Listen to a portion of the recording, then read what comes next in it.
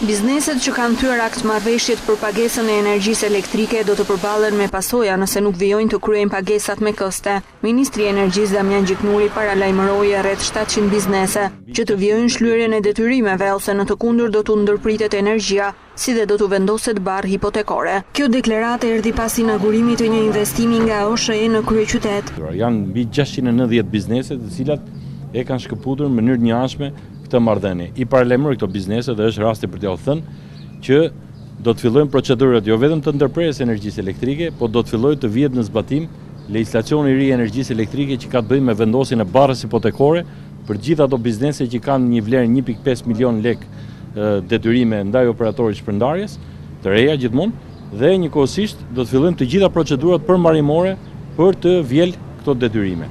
Administratori OSHE-s Adrian Çela u shpreh se investimi prej 600.000 eurosh për ndërtimin e rrjetit të ri 20 kV në zonën e Ish Nisherakut në kryeqytet do të përmirësojë cilësinë e furnizimit për 15.000 abonent. Brenda vitit 2016 në fillim 2017 Tirana, gjithë qyteti i Tiranës, zonat rreth do të kenë linjën 20 kV.